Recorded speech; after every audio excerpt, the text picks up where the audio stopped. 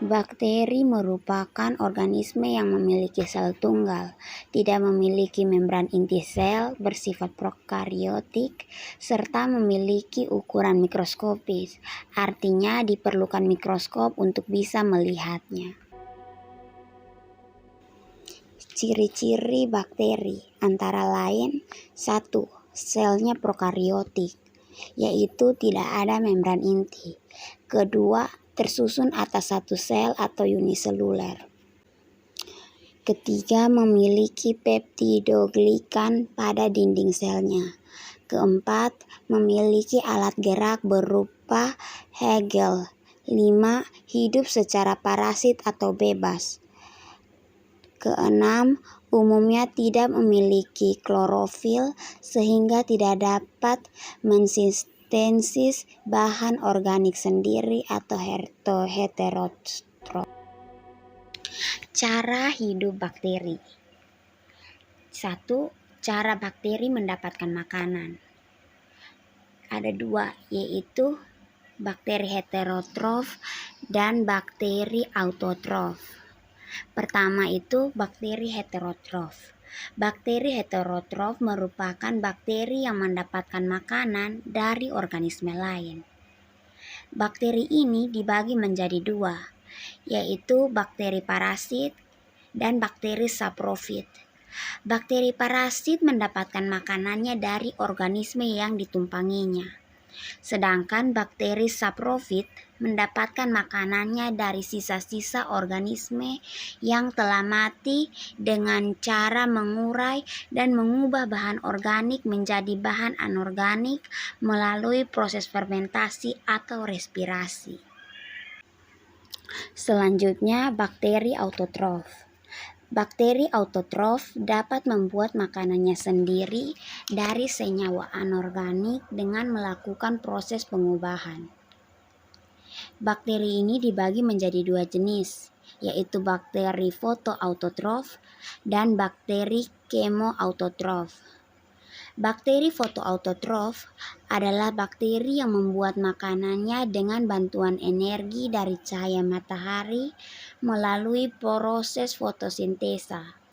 Sedangkan bakteri kemoautotrof adalah bakteri yang membuat makanannya dengan menggunakan energi kimia. Yang kedua, cara bakteri bernafas atau respirasi.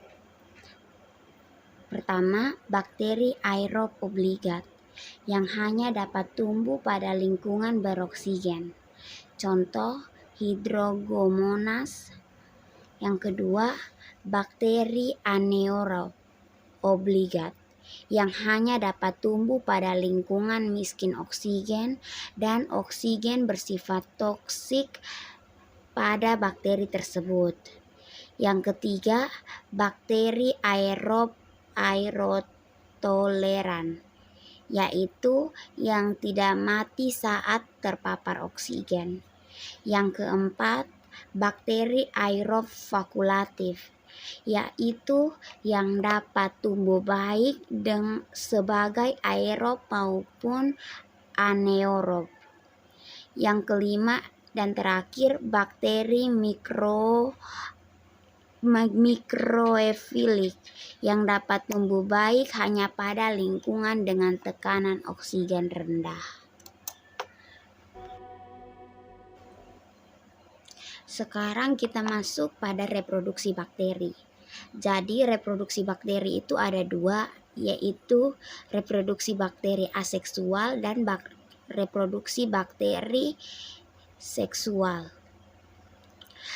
Reproduksi aseksual adalah reproduksi yang tidak melibatkan organ dan hanya melibatkan satu individu. Berikut adalah tahapan reproduksi bakteri aseksual. Bisa dilihat dalam gambar, ada 4 tahap, yaitu replikasi DNA dan elongasi. Yang kedua, dinding sel membran plasma membelah. Yang ketiga, septum terbentuk dan DNA terpisah. Yang keempat atau terakhir, sel terpisah menjadi 2 dan setiap sel mengulangi proses. Tadi adalah reproduksi aseksual, sekarang reproduksi seksual. Ada 3, yaitu transformasi, transduksi, dan konjungsi.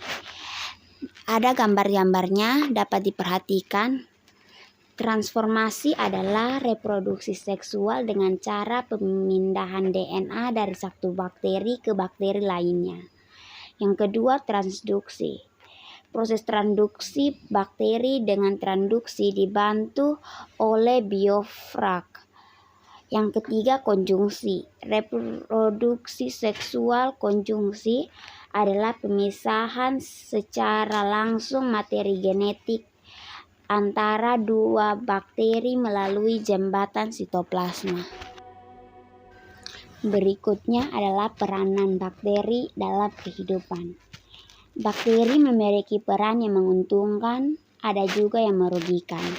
Seperti kita lihat dalam tabel, berikut adalah nama-nama bakteri beserta peranan dan fungsinya dalam kehidupan. Dan pada slide terakhir adalah peranan bakteri yang merugikan. Dalam tabel tersebut terdapat nama bakteri, inang, dan kerugian bagi manusia. Selain manusia bisa untuk hewan atau